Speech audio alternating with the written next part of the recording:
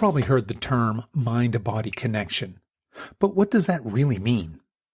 It means that our thoughts, feelings, beliefs, and attitudes can positively or negatively affect our biological functioning. In other words, our minds can affect how healthy our bodies are. And on the flip side, what we eat and how much we move can impact our mental state, again, either positively or negatively, and this results in a complex interrelationship between our minds and our bodies. But in today's frantic, fast-paced world, many of us have lost this fundamental connection with ourselves. We're simply too busy, too stressed out, too dissociated to be able to hear our body's signals. My guest today wants to change that, and the tool she uses is a modality called Pilates. You're probably familiar with the term, but how much do you really know about the benefits of a Pilates practice?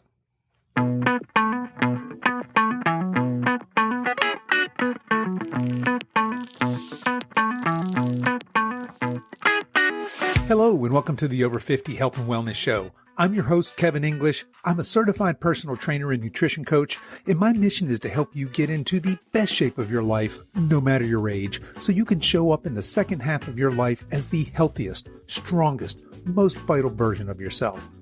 We have a great show for you today. Emma Jory is here, and she's going to share with us how a Pilates practice can help those of us over 50 on our health and wellness journey. But before we get to that, I want to let you know that today's show is brought to you by Energy Bits. Energy Bits makes the purest algae available on the market.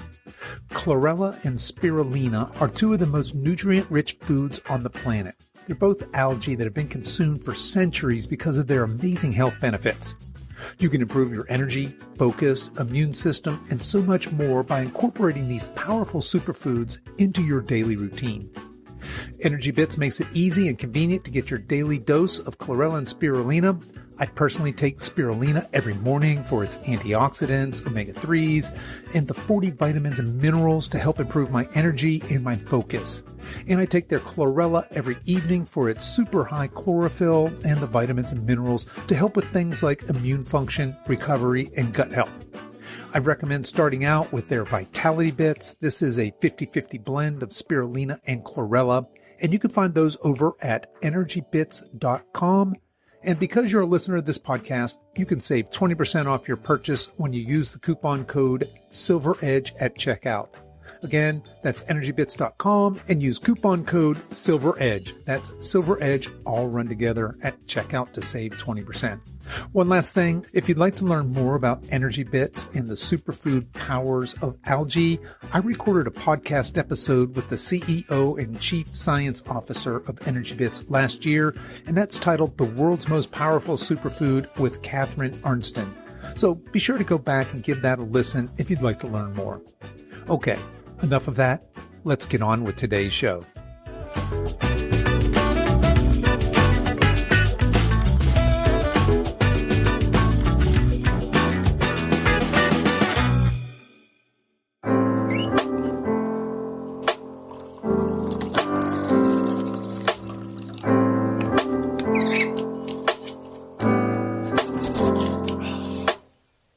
My guest today is Emma Jory.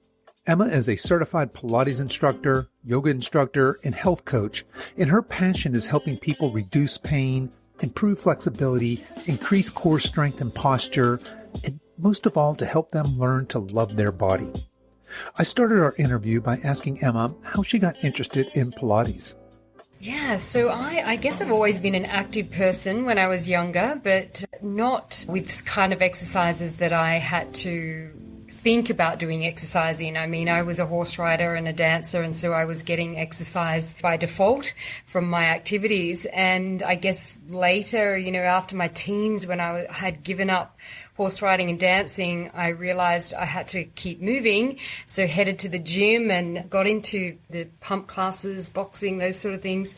But never really, I liked pump and I did enjoy working out, but I never really found anything that I kind of really stuck to. It never became a habit of mine that I did every day. It was kind of like because I had to. So for me, I got into corporate, was working corporate, and then finally came across this thing, Pilates, and someone took me along to a class. I'd heard all about it. It was something the celebrities were doing and wanted to see what this rave was all about. And loved my first class, felt amazing after. And to be honest, probably the best thing about it I loved was that I could exercise lying down at the time. I wasn't, I think I'm not necessarily lazy, but if I could, I'd prefer sitting on the couch probably rather than getting out to exercise. So, but it became part of my life and I did it 5-6 times a week. It was incredible. It became definitely, a lifestyle for me. And I'd had injuries as well, and it really started to help those. And then I got into teaching full time, left corporate. And I've never looked back, really. 17 years later, still going and still learning, which is the exciting part. And had a studio in Australia, ended up opening my own studio. And now I'm based in Malaysia and moved the studio online. So, it's quite a different setup, but it's fantastic. I help people all around the world. So it's wonderful. That sounds like quite a journey. So it sounds like you've been active most of your life, although you described yourself as being preferentially lazy. I think. Sit on the couch and get up and work out. But I guess it's a matter of finding what works for you, right? What movement is fun and sustainable for you. You mentioned as a child there being active in, I think it was dance and horseback riding, and then later trying some other modalities. You brought up pump and some other things. But it wasn't until you were introduced to Pilates, it sounds like, that you really found something you were passionate about. How old were you when you discovered Pilates? Oh, gosh, good question. It's about 18 years. Yeah, it's about 30, in my 30s. Yeah, early 30s. So, yeah. And definitely, I think what was the draw too was because it was a mind-body connection as well. Like it didn't just need my physical focus. It also took my mental focus as well, which to me helped a lot. I was quite stressed in corporate. It helped me to calm down, to feel, a little bit more connected to myself, I found. And it got me through lots of moments in my life. Then went through a divorce and I had also, some moments of, I guess, overworking. I was a bit of a workaholic, and I found it really helped me balance, my life and my lifestyle. So it brought a lot more benefits than just, for me, the standard working out that I had been doing.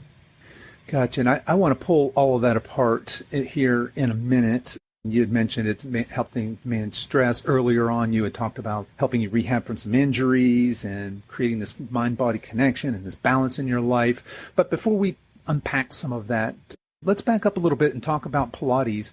What the heck is Pilates? When we say Pilates, I think most of us have an idea. It's some kind of yoga type thing. But what is Pilates? Yeah, of course. Good question. I guess to sum it up, it's a strengthening, toning, and also a flexibility improvement workout that does incorporate mindfulness. So a lot of breathing, and it focuses a lot on core strength. We hear everyone talk about core strength, and often people think that it's just the abdominal muscles that we're focusing on when we're talking about the core.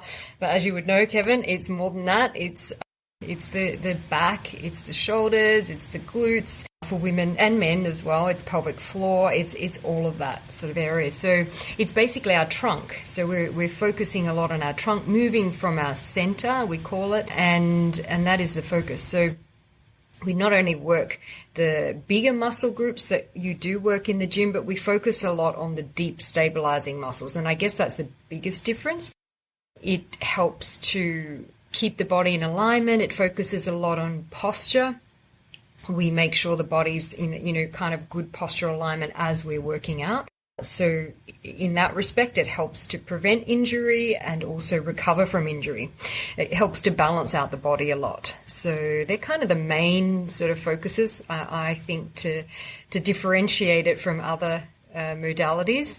Yoga is a little bit more spiritual than Pilates. Often, we do reference the similarities to yoga, but we are less on the spiritual side, even though Pilates is a way of life and there's a lot of, discipline around it, but focusing a bit more on the physical. Okay, yeah, and I think that's helpful because it's certainly in my mind, as I said before we started recording, I don't know very much about Pilates. And in my mind, it's similar, but I guess maybe the core strength is what, in my mind, I thought had separated it from from yoga is that emphasis on core strength. Now, talk to us a little bit about the history of Pilates, because I believe this Pilates is named after, is it Joseph Pilates, is the founder of this movement? How long ago was that, and who was this guy? In the 1800s, yeah. So Joseph actually began this workout. His history was he was a gymnast, he was a weightlifter, he had a lot of upbringing in different modalities himself in physical training, and he was interned as part of the war at the time.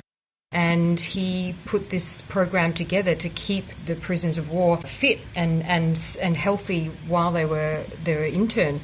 And in fact, he noticed some great, talking about pandemic times, he noticed that a lot of his people, his students, when later in life they went through the influenza pandemic, then actually didn't get sick. So it really helped a lot of, during that time, he noticed not only physically but also mentally and overall in immune system as well. He went on to move to America, and it was there that he actually opened a Pilates studio, the first ever Pilates studio. And a lot of dancers ended up coming to him for training, rehabilitation, and it kind of began, the movement, I guess, began really for a lot of the dancers in New York. Him and his wife set up the studio, and it then ended up becoming a little bit more mainstream, I guess, firstly through celebrities, but then, now it's a lot more mainstream. So it had a really interesting effect on so many people, since his legacy is incredible. Yeah, and I think, if I'm not mistaken, one of his quotes is physical fitness is the prerequisite to happiness, or something along that lines, right? Which I absolutely love that, because as a coach, I get a lot of people that come to me with primarily a fat loss goal, right? Or in their mind, it's a weight loss goal. And it's less about moving well and improving quality of life and decreasing stress, improving sleep and feeling better, moving without aches and pains. And I think that these people, if they stick with something, a routine, and it could be Pilates, it could be anything that works for them, right? What they find is that, yes, that weight loss journey is only a part of what happens, right? But there's this happiness, there's this joy, there's this overall better engagement with self and life and relationship to self, relationship to food, relationship to exercise, etc., that comes along with some sort of a physical practice. And I think you would probably agree with that, right? Totally. Well, it's interesting you say that. One of and I only learned this recently, that one of the things he wanted to improve on was people's sex life, actually, as well. So that was something I just came across recently. So happiness in all areas. Sure. Obviously. And, my audience is men and women over 50 who are looking to improve their health and fitness and wellness, and certainly having increased energy, increased libido, reduced stress. All of these things are very, very important. I think that people that initially come in because they want to get stronger and they want to lose weight, they're sometimes surprised at how much time I spend talking about lifestyle things. Well, let's talk about your stress and managing your stress. Let's talk about ways we can improve your sleep and build sleep, healthy sleep hygiene, etc. So, all really good stuff. So let's dig into this. You had mentioned a few of the things that Pilates is great for, right? So let's kind of pick some of that apart. If somebody's listening to this and probably has, like me, maybe just very little idea of what Pilates really is, and maybe has a friend that does it or has been to a class at one point, what are some of the main benefits? Why would somebody start a Pilates practice? A lot of people actually come into it to prevent and to improve or recover from injury, actually, back pain, shoulder, hip, knee pain. And in fact, a lot of my clients get incredible results from the sessions for these kind of ailments. Things like hip bursitis, knee recovery. Of myself, I've also had a knee injury, and it's helped me recover from that, as well as back injury. A lot of people actually get results from the Pilates which prevents them having to have surgery in a lot of cases. So that's a big number one reason to come into Pilates, but also to tone up, strengthen. Also, some people do come for prevention of osteoporosis, because we do a lot of weight bearing, physical, our own weight bearing exercise. And I guess also posture. A lot of people tend to obviously spend too much time on the computers and devices nowadays, so it definitely helps to improve posture. And believe it or not, that's a ripple effect to reducing anxiety and stress, because if we're kind of hunched over in the body, we tend to not breathe as easily and as well. So it has a ripple effect. A lot of people actually end up a lot more relaxed and calm after a class. And also I've had reports people have reduced blood pressure after a month of Pilates and yoga even with me. Yeah, it's quite incredible. Yeah, and I certainly can picture all of those things as being great benefits. You had mentioned that posture and realigning, and so many of us spend so much of our life in that hunched over forward position you're talking about when we're staring at our iPhones or iPads, when we're on our computers, when we're driving. There's just so much that causes us to be in these very, very unhealthy and unnatural positions, right? So having some sort of a physical practice that is very deliberate about correcting some of that would be really, really important. So you had mentioned people coming and doing Pilates frequently. How often, if somebody's starting a Pilates practice, what might they expect? I'm guessing we probably don't go 7 days a week, but how does that look in that progression? Is Pilates something that could be a daily practice over time, or how does that work? Definitely. Yeah, good question. It's definitely can be a daily practice, and I recommend starting off twice a week when you do begin, and then moving on to 3, 4, 5, depending on, how much time you have, times per week. The interesting thing is, the old, I guess, way of thinking, going to a Pilates class used to be you needed an hour, and usually most classes or private sessions are 1 hour long. But in fact, if you can fit in just half an hour, even 15, 20 minutes, that's also beneficial. And it's something that I tend to really focus on educating my clients around, that they don't have to do a full hour, that every little bit counts. And, if you want to create a regular practice, then that's a great way of fitting it into a daily practice. So definitely something you can do every day for sure. Okay, that's good to know. So it's not like, intense powerlifting where you probably want to do that 3-4 days a week and make sure you're getting that recovery. This is more of a daily practice that you can work up to, get comfortable with, and do daily. You mentioned that you don't have to do an hour's worth of work at a time, that you could break this into smaller chunks. So as we're talking about Pilates, what sort of movements are we talking about here? And for example, in one of your E-classes, a beginner E-classes, what sorts of things is a person doing during this class? Yeah, it's we when we create a class, we tend to have different planes of movement, and I don't know if that's always included in personal training or not, but we always try to include flexion, which is where we kind of go into abdominal curl, rounding the spine forward, and extension, which is back work. We try and do side work. We're working the waist, and twisting. So we tend to try and incorporate all positions, if you like, of the body. So you may start, with abdominal work. You may flip onto the tummy and do some back work. If you're doing a mat class, or a mat session. You may do side work, so you do get all ranges of movement. So it's always a very balanced kind of workout, or unless we tend to sometimes focus on a little bit more targeted work. But usually a Pilates class is a very, very well-rounded, full-body workout. And if I'm going to do a Pilates class, what equipment do I need? You had mentioned a mat class. I'm guessing that's something that we're going to do similar to yoga on the floor, right, with a mat? Yep. So Joseph did begin the Pilates workout with the exercises on the mat. And often what happens is, if you maybe aren't quite as flexible yet, or you may find some areas of your body not as strong as others, you can do certain moves on the other equipment, which is, there's a machine called the Reformer, which looks like a long bed. You may have seen that one, that moves up and down, has a resistance. That one was first designed by Joseph to help allow the body to adapt to the mat exercises. So basically, if you couldn't do all the mat exercises, you would then go on to the reformer, and that then would give you some opportunities to strengthen and flex and create flexibility in areas that you couldn't quite get on the mat. And then there's the same with a few other pieces of apparatus, the Cadillac chair and barrel. He created those as well. One of them, the Cadillac, kind of looks like a big trapeze table with springs attached to it, and originally, he had designed that from a normal bed and attached springs to the ends of the bed, and was helping people recover, from injury in bed. So his designs are really interesting of equipment.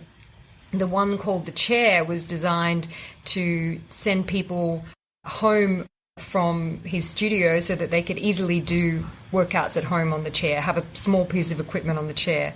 So, yeah, it's interesting. All the pieces of equipment are to help you actually do your mat work better.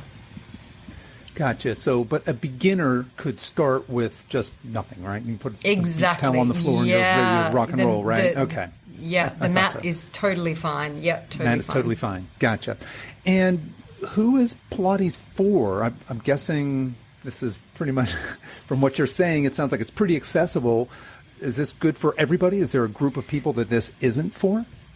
No, it's great for everyone, actually. Very, very good. And for all ages.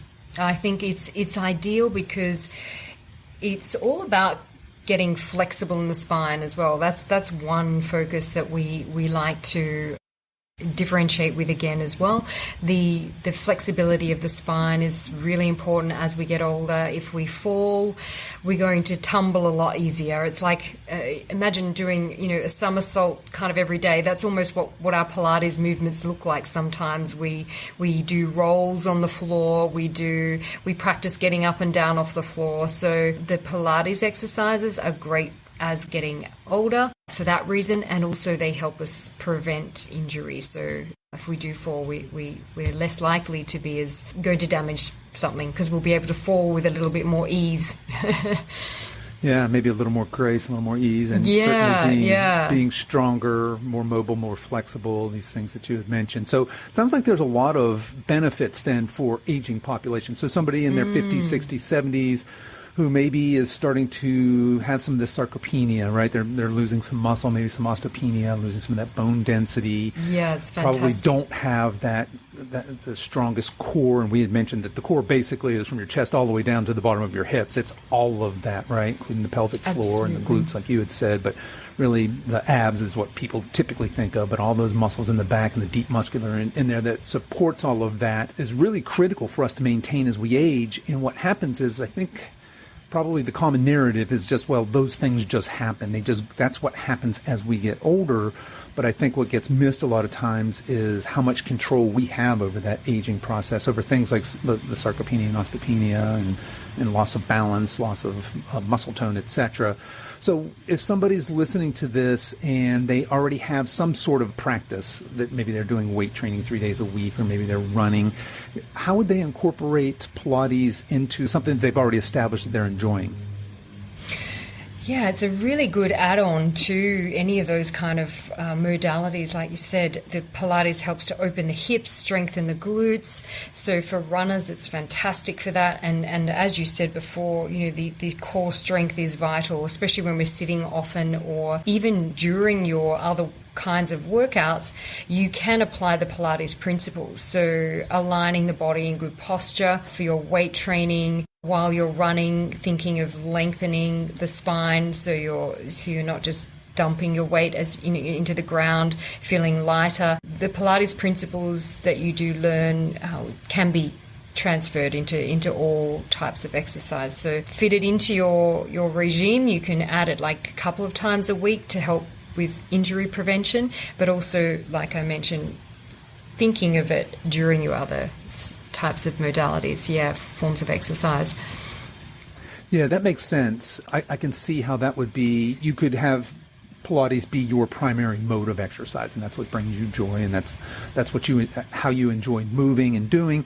But it would also, it sounds to me, be a great bolt on to what you're currently doing. Because I think especially folks that are, we have a lot of people, two camps really. There's the resistance training folks and then the aerobics folks, people who primarily do, they're going out for a run or cycling or maybe in a gym on a Stairmaster or an elliptical. Then you have the person that's hitting the weights 3, 4, 5 times a week, boot camp people, the CrossFitters, etc. But bringing in a practice like this a few times a week to help with all the things that you had talked about, right? That recovery, increasing that strength and flexibility through that full range of motion, all of those things would be just great for your general quality of life, but also for whatever primary activity you're currently doing. Is that fair? Absolutely, and it will enhance it for sure, because we even focus on things like the feet, the hands, the arms, things that you tend not to think about as much perhaps in other forms of exercise. So, the feet are the foundation of the body, for example. If you get those strong, then everything up the chain of the body tends to work well. So you will notice changes and improvements in your body in so many ways. And fitting it in a couple of times a week will definitely, I think, see a lot more efficiency. That's where we can also see improvements, efficiency in the body and how it moves, if you like, and operates. Yeah, no, I'm very interested in that. One of the things that I'm personally interested in is how can I best recover from workouts and from all the stressors in my life, right? Whether that's a workout stress or a work-related stress or whatever that is, and how can I optimize my performance, and certainly bringing in something that focuses on core strength and mobility. And you had mentioned a little bit about that mind-muscle connection, and I wanted to go back and touch on that because I think a lot of people kind of miss that, and especially as we get older, I feel like we have that more innately as younger individuals, but as we get older, we tend to lose that connection with our musculature. Can you talk to us a little bit about the importance of mind-muscle connection and how we might reconnect to that and redevelop that? Yeah, it definitely does happen as we get older, and as we sit for long periods of time, we lose those glute muscles, don't we? The activation of the glute muscles, and once things start to atrophy is the word, where it doesn't slows down the growth in the muscle and doesn't work as well, then other muscles take over and start to work more than what they should. So we start to see imbalances in the body, and that then can lead to injury, or if it doesn't lead to injury, can eventually create pain or discomfort even. May not for everyone, but it can sometimes lead to that. So definitely keeping all the connections of the muscles working and in balance is key as we're getting older.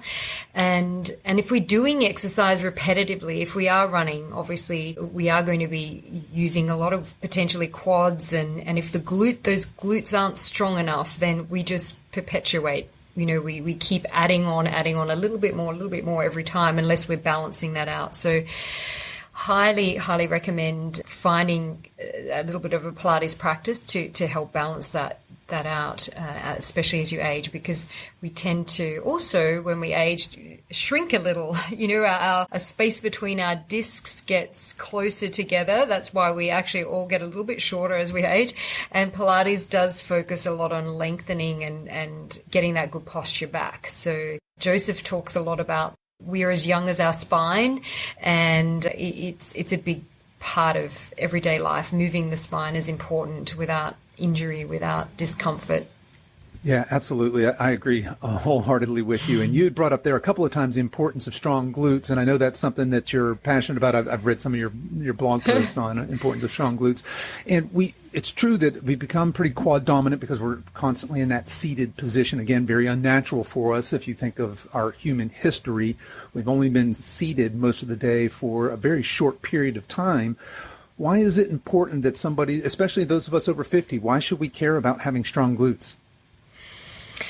Yeah, I think it's forgotten that the glutes are part of the core as well. So for myself, I've actually had a back injury, and I know that part of the recovery was to make sure that glutes are firing, but as long as it's sort of an equal, I guess, strengthening of the area. So also the core, also the back. The back is also a big part of the core, making sure those shoulders not up around our ears all day long like we tend to have them. So when that's all working together, the shoulder, glute, hip, core connection, evenly and balanced, if you like, I think we have less pain, definitely, and more control over our center.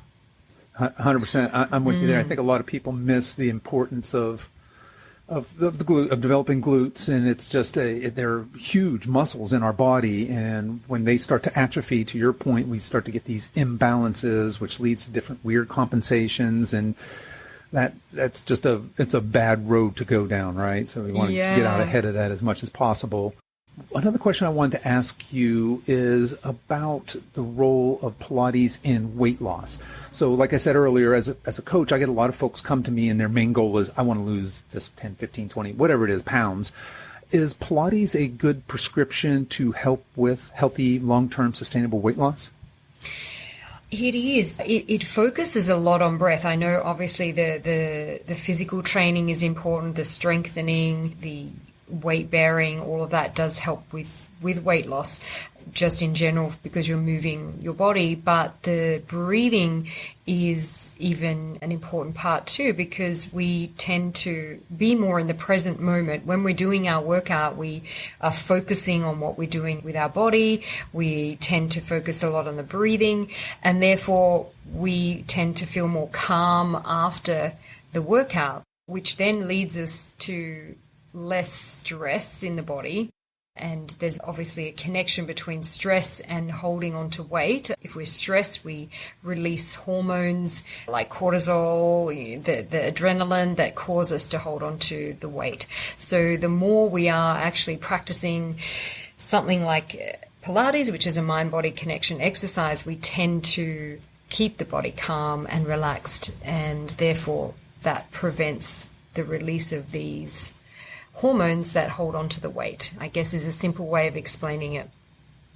Yeah, I like that very much. So you're creating this state of mindfulness, a state of awareness, and certainly in our day and age, that's not, for most of us, that's not where we live, right? Things are so hectic, and most of us are overwhelmed most of the day. We have all these different stressors, and finding some sort of a practice that's centering, that's creating this mindfulness, to your point, can return us to this parasympathetic state where we're not constantly in this flight or fight, with, to your point, that just dumping cortisol, which is going to cause us to preferentially store our energy as fat, and all sorts of, just a cascade of hormonal effects that are not good for us.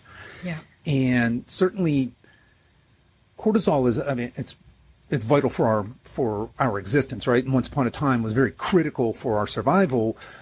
But I think a lot of people miss is we live in a time when our stressors aren't necessarily these physical danger, fight or flight type of stressors, thankfully, right? They're very few and far between, or some of us maybe never, but rather our stressors are chronic. They're traffic, it's work, it's relationships, it's other things, and our body doesn't understand the difference between those. So finding some kind of a practice that is a centering, mindful, aware kind of a practice can really go a long ways towards weight management. And I kind of thought that's the route you were going to take, as well as you're going to burn some calories while you're doing this, right? And anytime we create lean muscle mass, we're building our metabolism to be healthier, which will help with long-term weight loss as well. So a lot of really good advice there and a lot of good benefits there. And you had mentioned this being a good practice for stress management as well. And I think that's another thing that maybe gets missed with Pilates, is because you're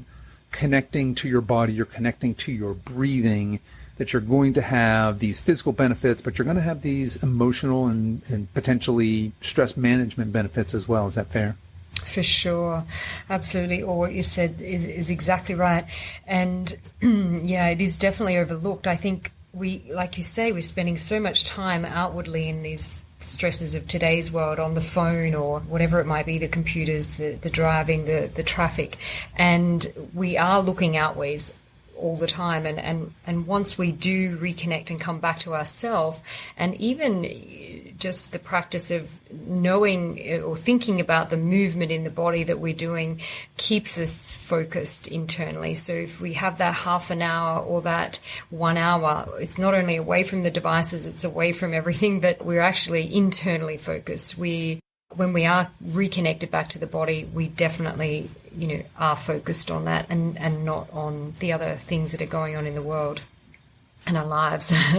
Yeah, no, that's a great way of saying it, that reconnecting to our body. I can't remember, I think one of the past guests on here had talked about his body whispering to him and him learning to hear that. And I think what happens is a lot of us are so disconnected from our bodies that we're missing not whispers, but shouts from our body. So true. And having some way of reconnecting is, I think, critical for learning how to listen to your body and to understand what your body's trying to tell you, because your body is constantly seeking a healthy, stable state.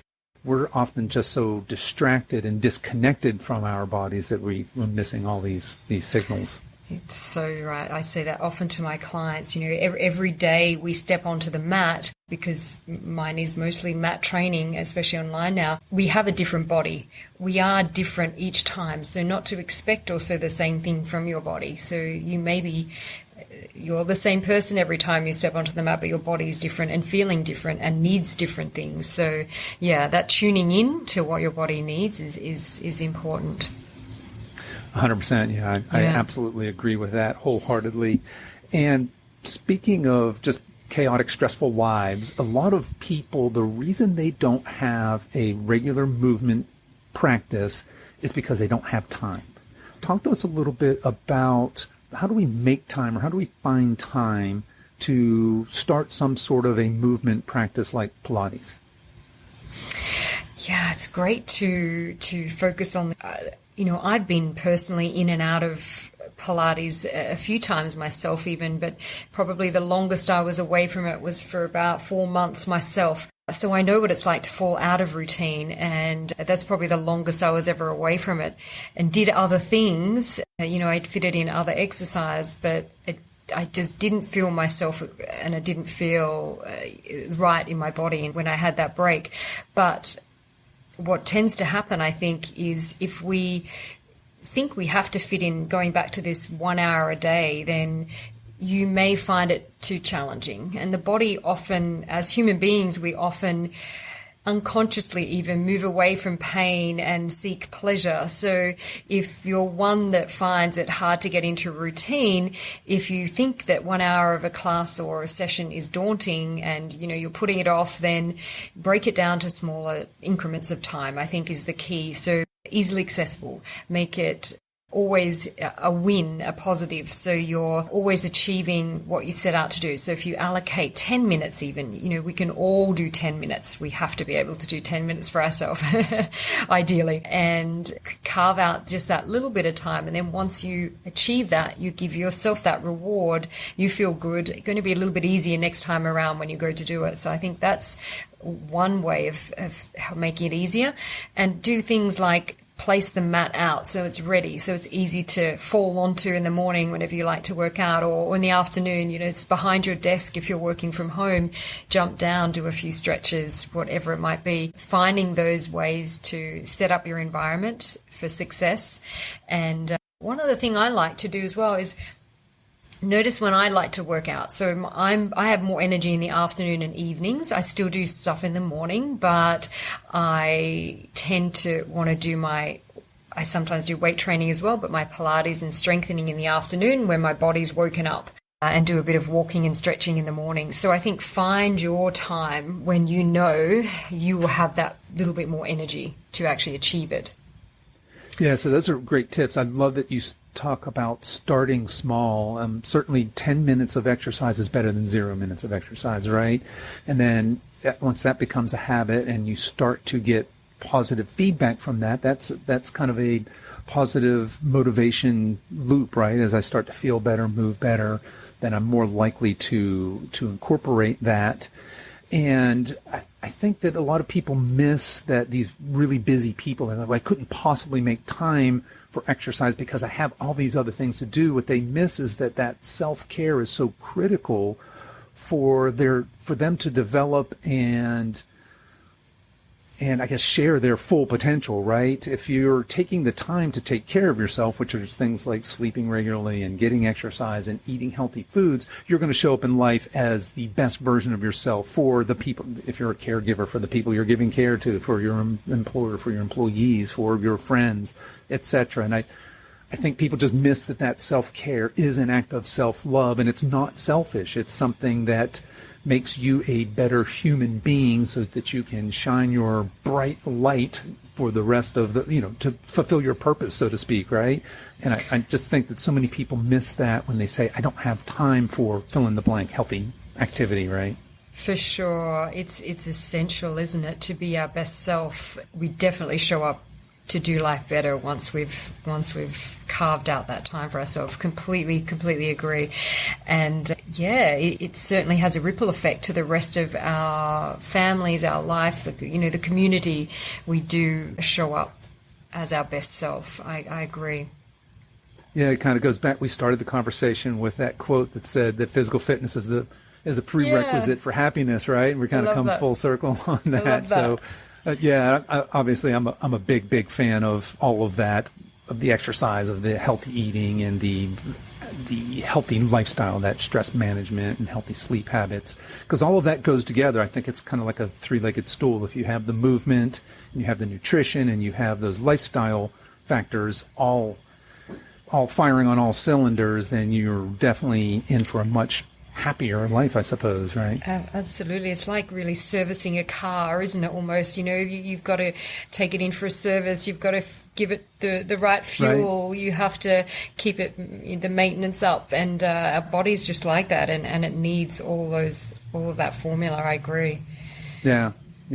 Okay. And I think that's just missed a lot in today's world when we're so busy and there's so much happening in our world politically and otherwise that it just seems overwhelming, and there's so much anxiety. And if people would return more to this healthier creating and building and maintaining these healthier habits, that all of those things become a little more manageable or able to deal with and react to stress. I mean, we're not going to make stress go away, and there are certain things we don't have any control over, but we are in control of how we react to those things. And by having a healthy mind, healthy body, we're much more able to react and to deal with these things. So for sure. It is like, movement is almost like meditation in some respects, and we're almost, rebooting the body. We can sometimes, if we get stressed or we're feeling the effects of life, if we move the body, we shift the energy. We are almost rebooting, restarting again that day or that moment. We can. It's almost like just having a sleep. You can get up and it's all gone. You can start afresh again.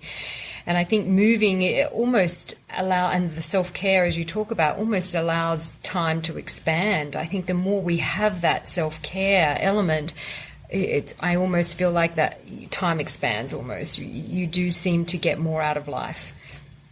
I 100% agree with you there. Absolutely. I love how you reference movement as a type of meditation, and certainly I hadn't thought of it really in those types of terms, but that absolutely resonates with me, right? As I think through that is absolutely my movement practice is a form of meditation. It is a way to reboot and to, like you said, make me a healthier human going forward in this world. Mm-hmm. So, Emma, what's next for you? What's on the horizon for you? Oh, there's a lot of things spinning around, always is. I have a couple of programs that I run. I have an online Pilates studio membership, but I also have pre and postnatal focused classes as well. So I'll be actually offering more live coaching on for all of those members and my clients of those programs moving forward, which I haven't done a lot of. Even though a lot of the world has been doing live stuff, I've been more pre-recorded up until now, so I'll be doing a lot more live coaching, and also potentially putting out just a healthy kind of eating program for my members moving forward. So I'm a health coach as well, so yeah, I'm very aligned with all your topics on those things as well. Yeah. Oh, that certainly sounds exciting. And if people want to work with you or connect with you, what's the best way for them to connect to you? So my website is E for Emma, epilatesonline.com, and on that website they can find all of my programs, my Core Fit Club membership for anyone who wants to try out Pilates. There's a free Pilates pack that is available for them to sign up to, and pre and postnatal options are all on that website as well. And I'd love to help anyone who has any interest in Pilates. Okay, and folks, I will drop all of that information into the show notes for this, and you can find that there. You had mentioned that you have a free Pilates pack, and I can certainly put a link for that in as well. What about somebody who's listened to this interview and has decided, you know what, I'd like to jump in. I'd like to start an actual Pilates program. Is there a program that you would recommend for, say, that 50, 60-year-old who is just looking to start a movement practice and wants to do something with Pilates? Yeah, a lot of my members actually range in age from 30 to up to 76. I have a big age group that I cater for. We have beginner classes inside the membership and also intermediate and advanced. Most of my classes have modifications, so they're good for all levels. I tend to break things down a lot and really have a good pathway for beginners. So the Core Fit Club is the name of my online program. So ePilates Online is my main name that you can find me under, but the specific online Pilates studio is called the Core Fit Club. And that can be found at thecorefitclub.com as well. And that's unlimited use of about 300 on-demand classes, but also a specific pathway that members can follow. And so they can log in anytime they like to access classes and tutorials. And I provide a monthly calendar for the members, so it's not something you have to do is to fish around the classes to see what you want to do for the day. It's all laid out for you. It's you just log in, click the day, and there's a class waiting for you. My members actually love that. And I have a very supportive group of members who are amazing and very inspiring, post about their workouts, encourage one another, and very, very supportive of any new members who join. So it's a fantastic online community if it's something that interests you. Okay, folks, so my challenge to you is this. Go check that out, and that is epilatesonline.com. Of course, I'll put all of those links into the show notes for this. So, Emma, I want to thank you so much for coming on the show today and sharing all of your wisdom and your knowledge and your passion for this subject with us. And I certainly wish you all the best in all your future endeavors. Thank you so much, and love what you're doing as well, Kevin, and hope to chat again soon. Thank you.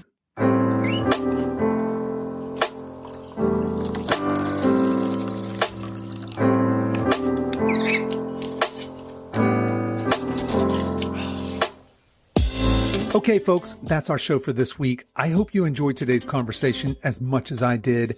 You can find all the links to the resources we discussed in this episode over at silveredgefitness.com/episode 113, and you can continue the conversation over there as well. I'd love to hear your thoughts and comments on today's show. As we wrap up our time together today, you can show your support for this show in two important ways.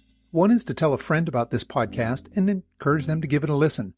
The second is to give this podcast a 5-star review on whatever platform you listen to podcasts on, and be sure to subscribe and follow so you don't miss any future episodes. I also want to let you know that if you've enjoyed this podcast, I have other free resources over at silveredgefree.com. There you'll find my guides with my top tips on exercise, nutrition, and lifestyle. So feel free to head over there and download anything that looks useful to you in your health and wellness journey. I really appreciate you spending your time with me today, and until next time, stay strong.